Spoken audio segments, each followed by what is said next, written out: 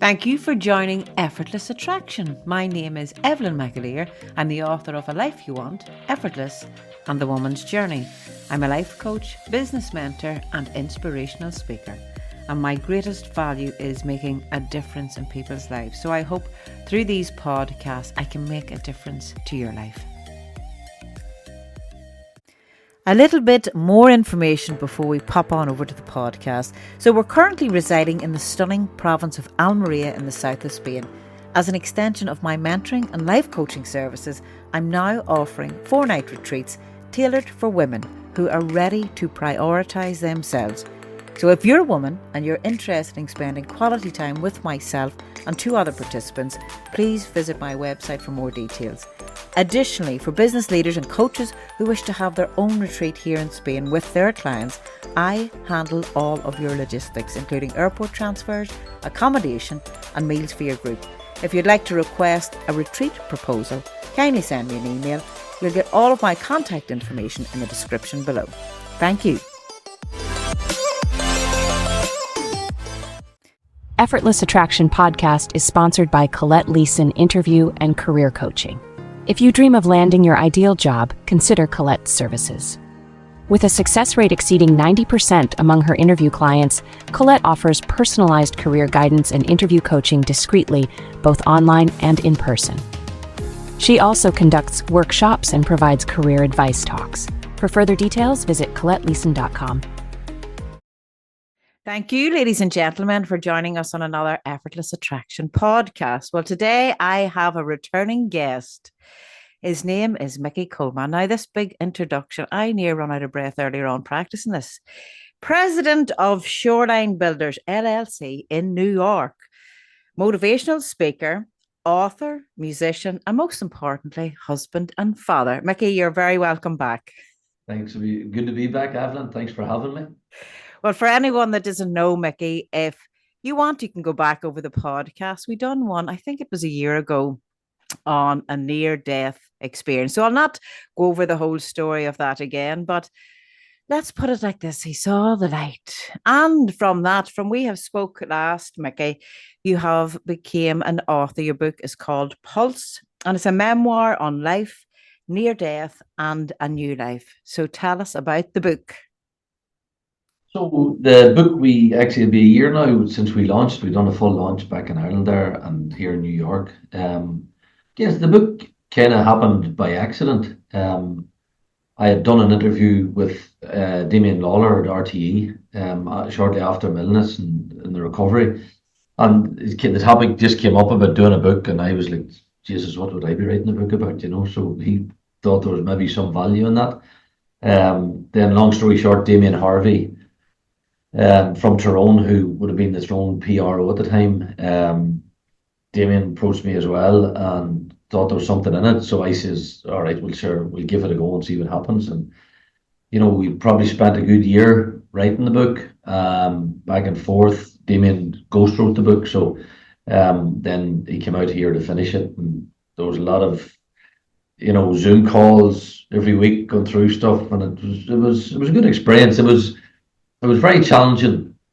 What I realised when I was proofreading the book, I remember I read it like 5 times in the weekend, just for proofreading purposes. But from the initial starting point of the book and the finish point of the book, and I write this at the beginning on the forward in the book, is that the book was almost like therapy in a way. When I went back to reading it, at the start I was tearing up and thinking, Jesus, was that actually me? Was I in that place? Because I wanted to be very honest account of my recovery. The book covers a lot of things from my childhood, growing up in the Troubles in the North and all the usual stuff that we had to deal with. But on a personal level, I really wanted it to be honest. And I said to Damien before I'd done the book, and I had to obviously go and talk to a few people because I'd be dragging them into the story, and I wanted to make sure they were comfortable with all that. But I really wanted it to be a true account of me, and that meant going back to places that I didn't, probably wasn't that comfortable going back to, and stoking the flames again of past pain and stuff like that. And I'm solely talking about my recovery. And when I went back and read the book, that's exactly what I felt. It's like, oh my God, I can't believe we actually had forgotten about some of the things that we talked about or the feelings at that time. Because, when I started writing the book, and even probably when I had the last conversation with you, it's amazing how we are able to progress. Like when we last spoke, I thought I was well on the road, and I was, but I've came so much more even since then, mentally, physically, spiritually, all of those things. And I think every day is just an evaluation of where you are, and that it's a constant thing that you're working on. It's never just a done deal. I fixed that. Let's move on. It's not like that. But reading the book in particular, um, I went back to a lot of places and I wasn't even aware of at the time. When I was writing it, that how deep I was in my recovery and the dark place that I was in to where I'm at now. It was like it's good to have it, because even if I lift the book up now and read a page or two, it's a reminder, because sometimes you can get ahead of yourself, and it's a good stark reminder of, maybe you're not fully in control as you think. Lost the run of yourself, as I say. Exactly, yeah. But Mickey, isn't it a lovely thing for your children, even to always have something that daddy done, or the blessings that they don't have to go through what you also went through, whenever, you're a lad growing up in Ireland, and they don't have that perhaps in New York. It's my oldest son now is reading the book, and I was kind of reluctant to let him read it because he's at an age now where he's understanding a lot of things, and it was actually great because he's reading chapter and he's coming back and he's at, Dad, I didn't know you done this, or I didn't know this is how you grew up, and I didn't know Nanny worked in a fish factory, and I didn't, like, all these little things that you wouldn't usually talk about. So it's great. It is absolutely great for them to have it. I'd prefer they didn't have to read the sickness side of it, maybe later on when they're a little bit older, but right now you try and shelter Yeah. them a little bit from that. Well, how did all the book launches go? I'm sure Oh, it could great be crack. overwhelming also. It was tough going. We had a tough week. Like, the publishers kind of set it up, and then away you go. So we done an opening night in where I'm from, in Arbo. We done Oma, and we done Belfast. Um, and then in New York we done a city launch in the city here where I'm at now, and we done another one up where I'm living in Rockland County in Rockland, GA. So we had a really good time. It was well received, so very good.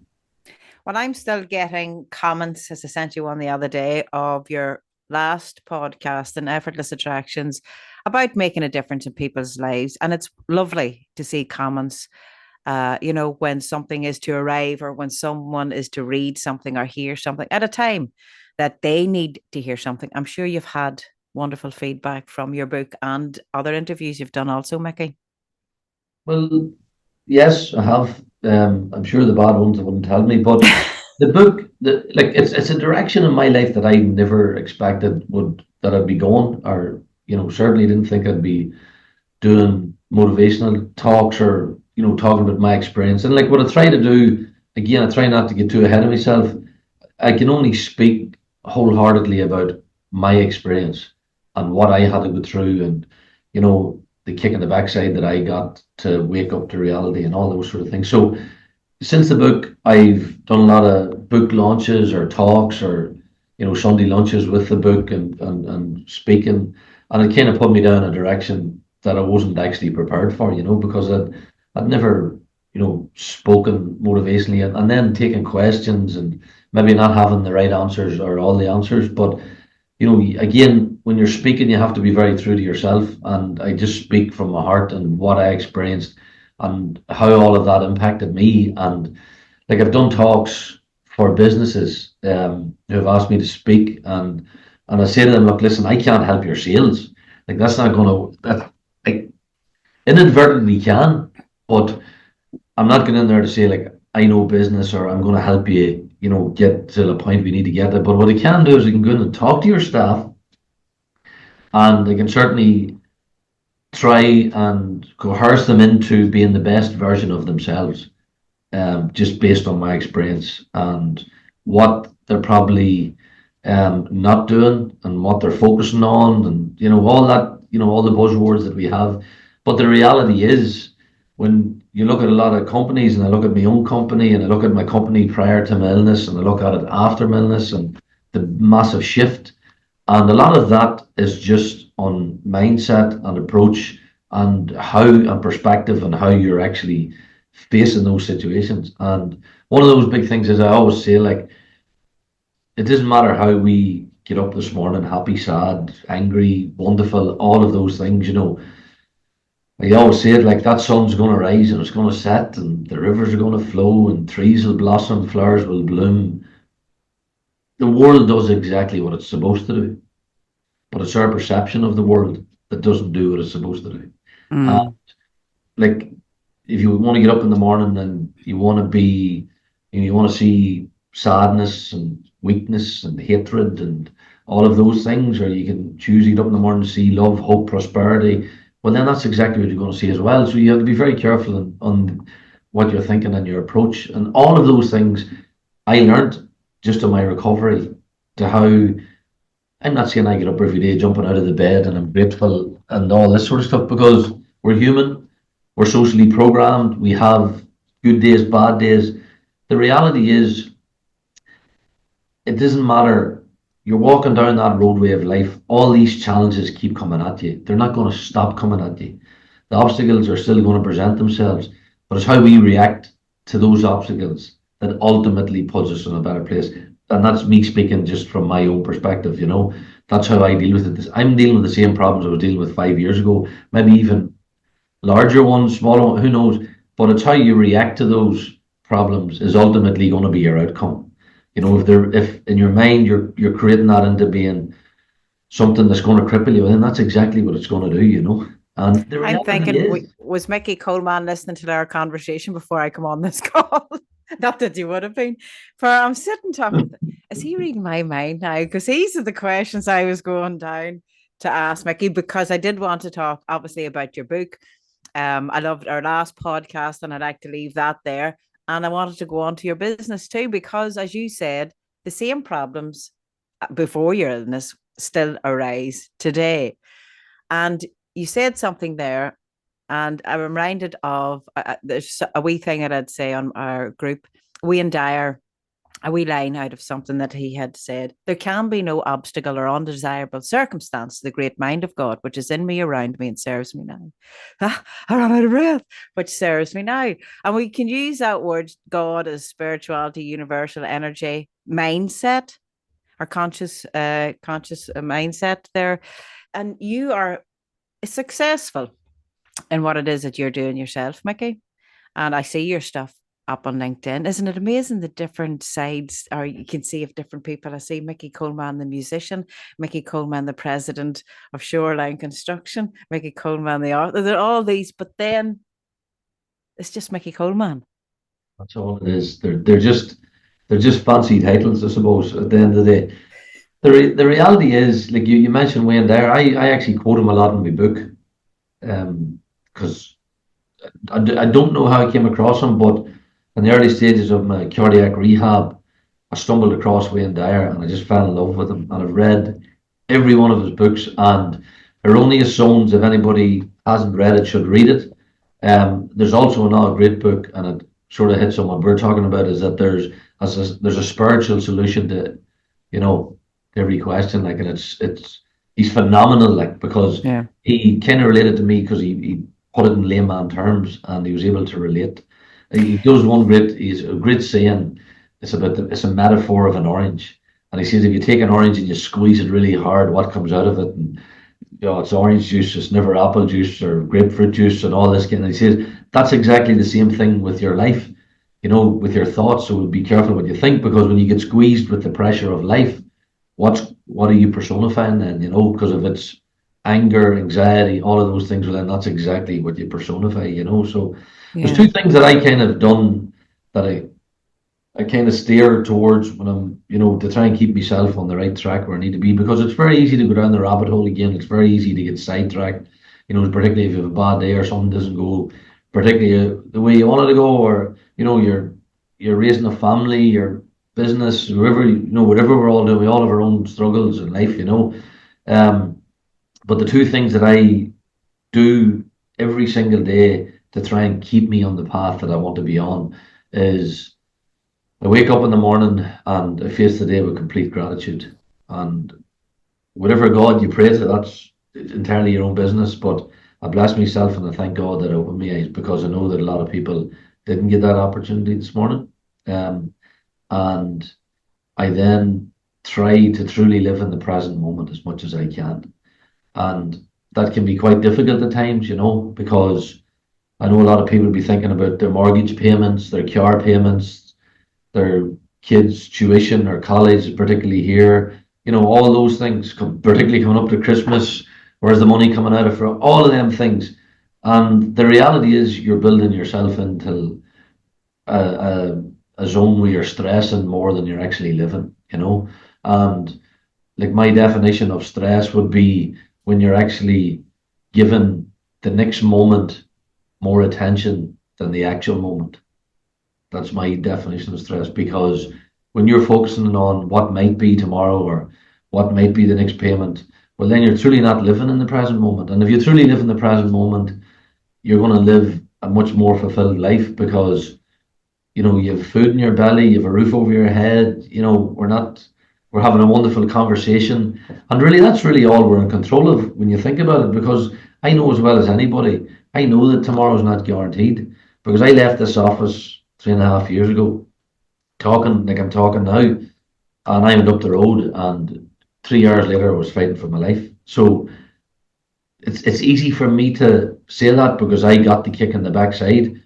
Yeah. It's a little bit harder for people that haven't got that kick in the backside to fully understand that, and I appreciate that. I don't expect them to be there, but that's the reality. So gratitude in the morning and trying to truly live in the present moment, and a lot of that changes things. When you live in the present moment, you're going to change. Your thought process is going to change. You're going to become a different person, whether you like it or not, and all for the better. Well, isn't that a great blessing in looking back now when you said you got the kick up the backside? Because if you hadn't have got that kick up the backside, I think Mickey Coleman might have been a different Mickey Coleman today. And we're learning every day. Like, I learn in my business every day. I've a lot of good mentors. I'm learning from people. I learn from my staff. Like, if you think you've it figured out, you're badly mistaken. And I love all that, because you try to be like a sponge. There's so much you can learn from your kids. You can learn from other people's kids. It's just you can absorb it all in. And I feel like prior to that, you locked yourself out of that. You're shielding yourself. And I say this particularly to a lot of men, because I was that person that, you have to be the alpha male, you have to be the breadwinner, you can't show any weakness, you don't show emotion, you get up and you get on with it. And that's kind of how we were reared. Not, purposely, but that's kind of how we grew up.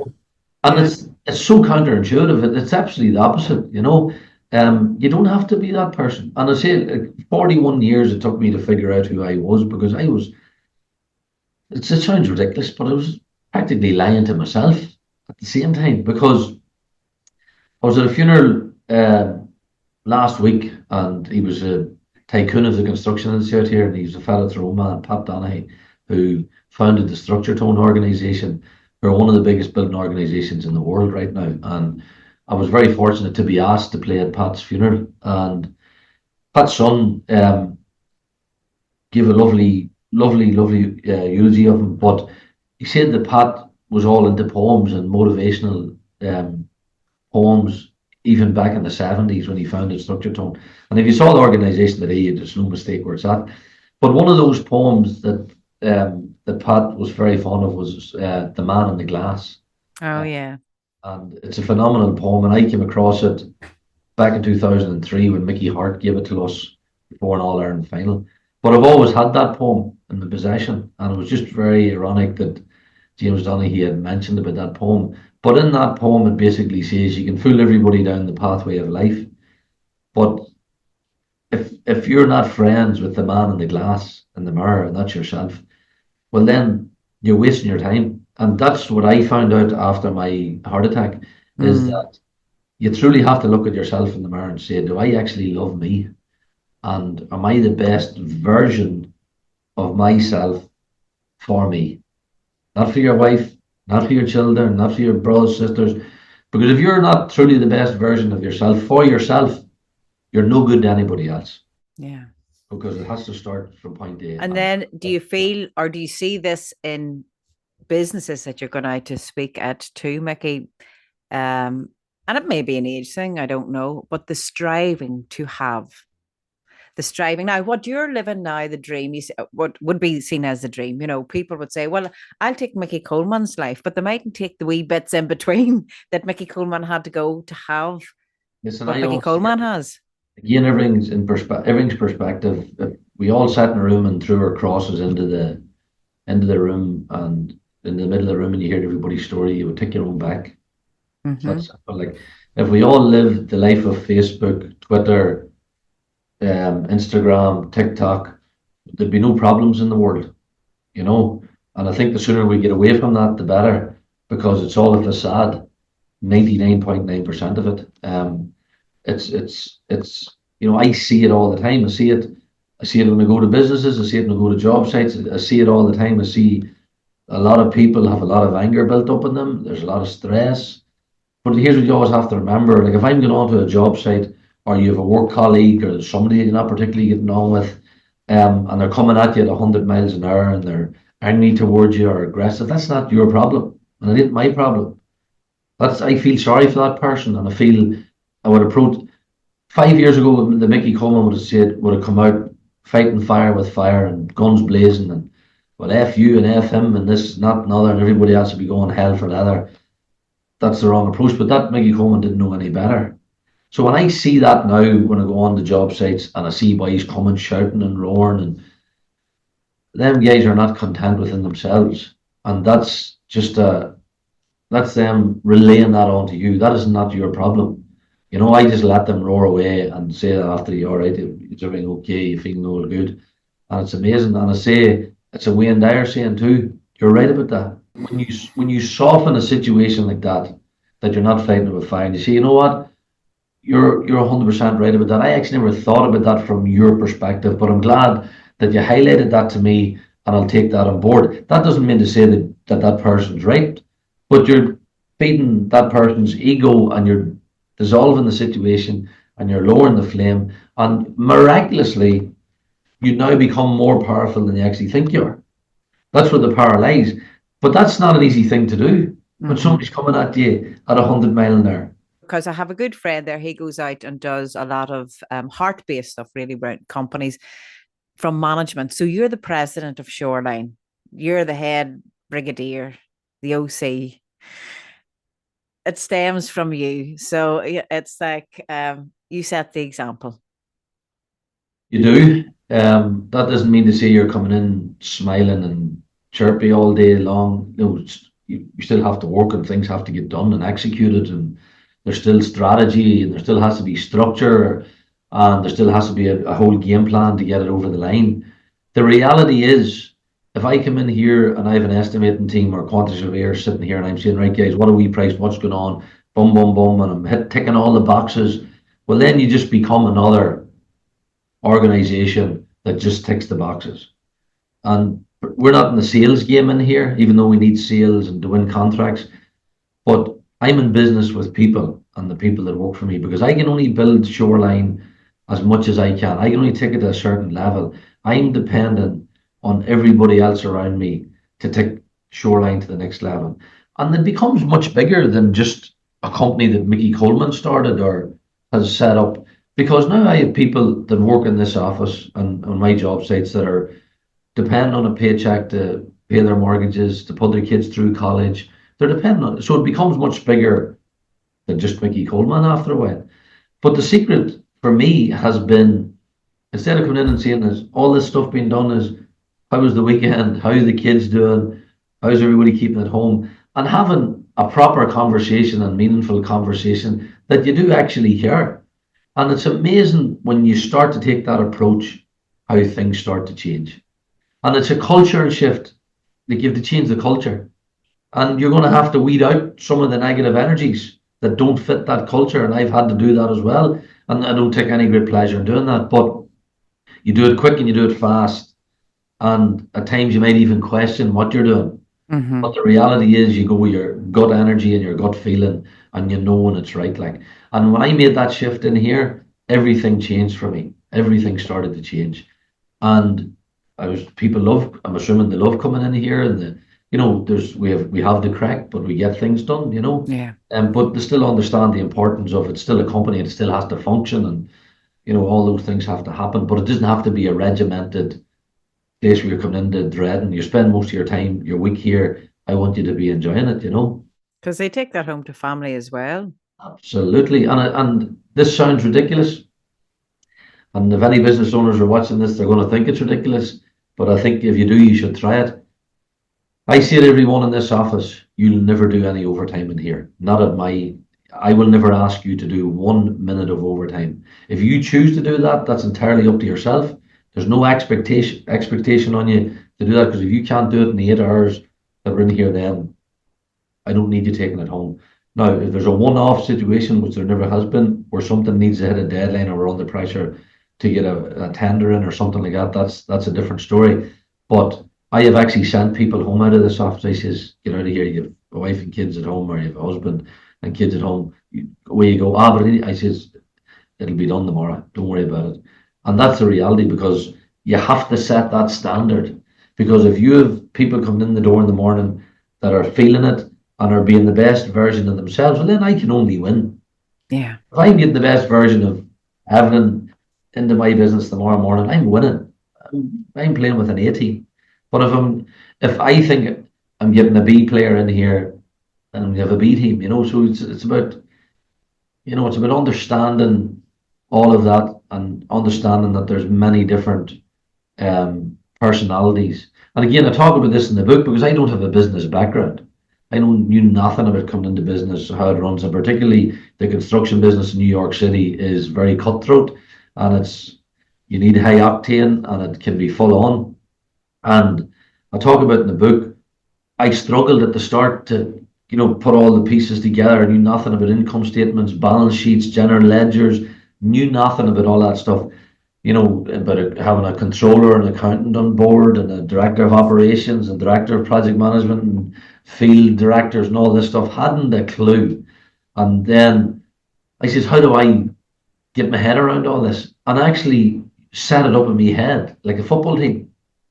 And I said, right, if I'm playing middle of the field, who's my goalkeeper? Is that the accountant? He stops all the stuff going in. And, if somebody's not performing, would they be on the sub bench today, or would they be playing? Or would I, as a manager, go and talk to them and say, listen, John, there's more in you here, or you can play better. And so it kind of took that approach, and it's worked for me so far. Yeah. I'm going to keep that approach. No, that's great. Well, that's it. All visualization, isn't it? 100%. And attracting the right people. But sure, Mickey, as you said, through getting to understand you better. If you understand you, then you mightn't fully understand everybody else, but you have a deeper insight and intuition, and as you say, energy and all of that. Listen, Mickey, I know you have a meeting to go to. You're very busy. Thank you for fitting me into your hectic schedule.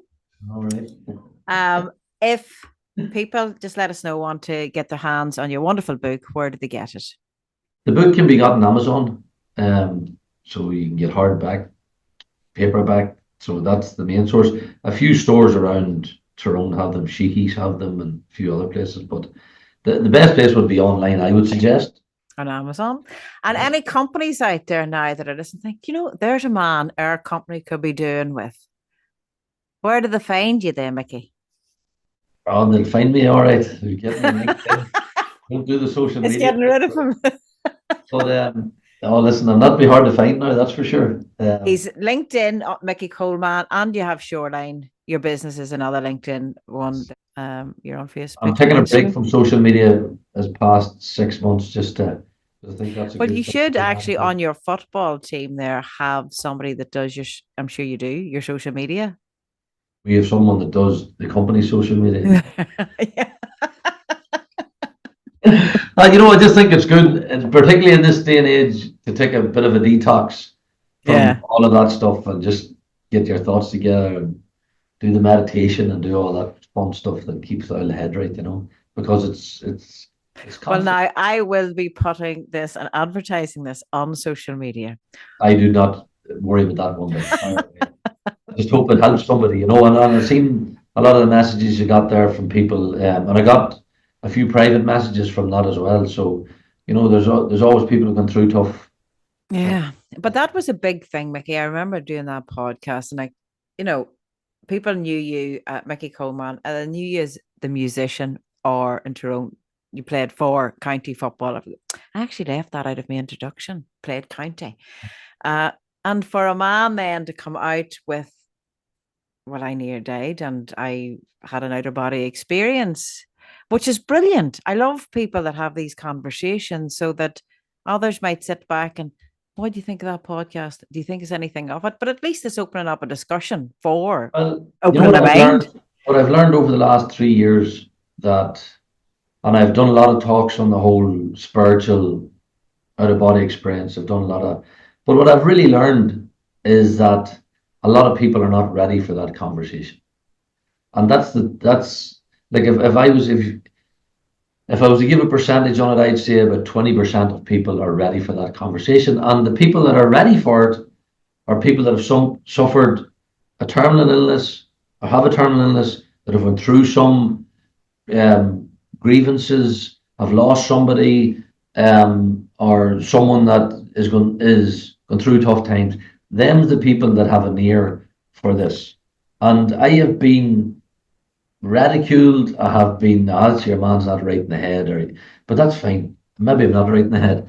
But the reality is, I do not care who you are or where you come from. At some point in your life, you're going to be that person, and there's no avoiding it. You're going to have a tough time in your life, regardless of who you are. It might not happen to your 50, it mightn't happen to your 70, it might happen when you're 10. Some people get dealt different hands. But I'm telling you right now, I was cruising through life, and out of the blue, I was catapulted into a place that I would not wish it on my worst enemy. And that I was not prepared for that or ready for it. And the reason that I talk about that stuff when I'm asked is that if I can help, if my book can help one person get out there, I'll say that, well, then the book has done its job and I've done my job. And I say that all the time. And I've had face to face conversations. I've had people telling me that what I experienced was a neurological lack of oxygen when I was took my widowmaker, that my heart had stopped in your brain and it was these chemicals. And I'm saying, all right, so that's, you're entitled to your opinion. But that doesn't deter me. I know what I seen, I know what I felt, I know how it changed my life, and I'll take that to my grave. And I've had conversations with several people. I'm glad I'm in your 20% because I could have this conversation all day long anyway. Um, but again, it's trusting your intuition and your feeling of the person that's sharing and telling the story. There's not some big sales thing, which is not for you, Mickey. I think you'd make a good mentor, Mickey. Did you ever think of going down that road? But then that means you have to let your client speak. That'll be difficult, won't it? But listen, we all remember the first time we fell in love, and you talking about feelings. Like, if the very first time you fell in love, it was a wonderful feeling, like, and you would have driven to Cork at 4 o'clock in the morning if they'd have called you to fix a flat tire, and then a year later you'd be telling them, "Nobody called me at 4 o'clock in the morning." But if you could just take that feeling and keep it with you for the rest of your life, we'd all live so much different lives, like, wouldn't we? Like, but what changed? The only thing that changed was the energy. Like, it's when you start getting into the bones of it, like, it's fun. I think it's very fascinating. It is. It is. And if you can, even with meditation, when we do it, I do it with our group on a Tuesday morning there, but it takes you to this lovely place.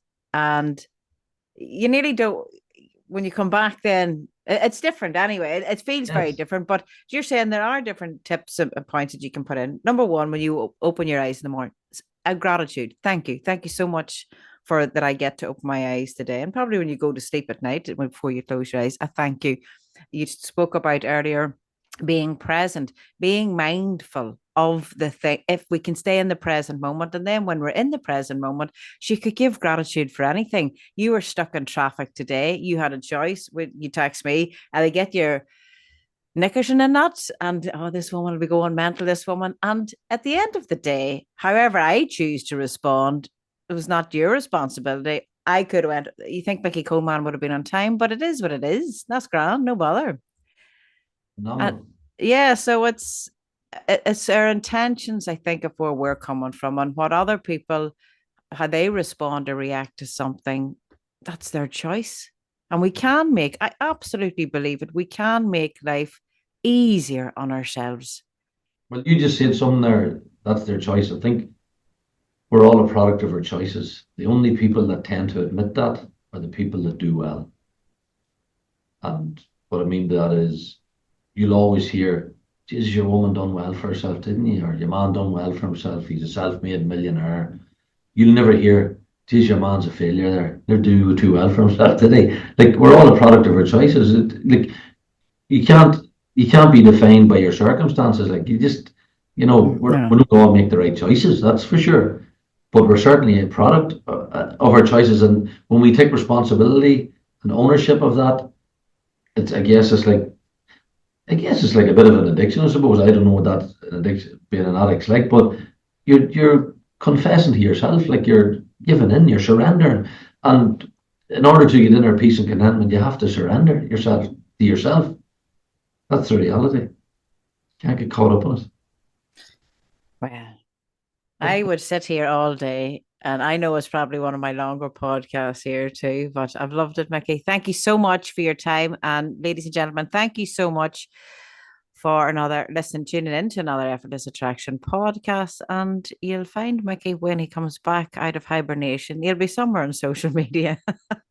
Reach out to him for a bit of Let me up. motivational, inspirational speaking, or you'll get his book on Amazon. Mickey, thank you so much for your time today. Thank you, Evan. Take care.